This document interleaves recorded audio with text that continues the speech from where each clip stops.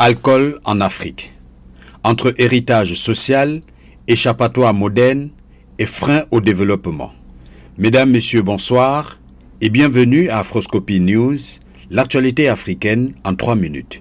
Vous écoutez Afroscopie News, l'actualité africaine en 3 minutes. Selon un récent rapport de l'Organisation mondiale de la santé, plusieurs pays africains figurent parmi les plus grands consommateurs d'alcool par habitant au monde. Le Gabon, le Cameroun, le Nigeria, l'Ouganda ou encore l'Afrique du Sud apparaissent régulièrement en tête des classements. Ce constat interpelle Afroscopie. Derrière les chiffres, une question essentielle se pose. Que révèle réellement le rapport de l'Africain à l'alcool? Le rapport de l'Africain à l'alcool entre culture, socialisation et dérive. En Afrique, l'alcool n'est pas qu'un produit de consommation. Il est historiquement lié aux rites traditionnels, libations, cérémonies, funérailles, mariages, à la convivialité communautaire, à certaines formes de reconnaissance sociale.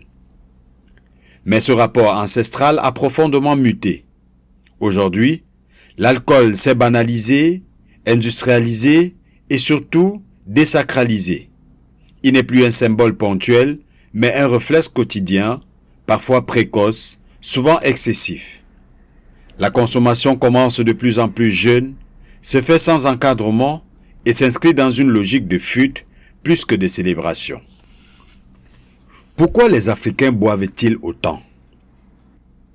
Plusieurs facteurs structurels expliquent cette surconsommation. La pression sociale et économique, chômage massif, précarité, inégalité, absence de perspective. Pour beaucoup, l'alcool devient un anesthésiant émotionnel face à la frustration sociale. L'ennui et le manque d'espace de loisirs sains. Dans de nombreuses villes africaines, les bars et débits de boissons sont plus nombreux que les bibliothèques, centres culturels ou infrastructures sportives. Le marketing agressif des industries de l'alcool. Les multinationales ciblent l'Afrique comme un marché d'avenir. Sponsoring d'événements, prix accessibles, publicité omniprésente, absence de régulation stricte. La faiblesse des politiques publiques.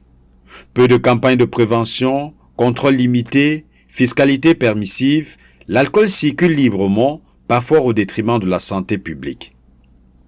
Quelles conséquences sur le développement du continent? La consommation abusive d'alcool est un frein silencieux mais puissant au développement de l'Afrique. Sur le plan sanitaire, augmentation des maladies chroniques, troubles mentaux, accidents de la route, violences domestiques, mortalité précoce. Sur le plan économique, baisse de la productivité, absentéisme, dépenses de santé élevées, appauvrissement des ménages.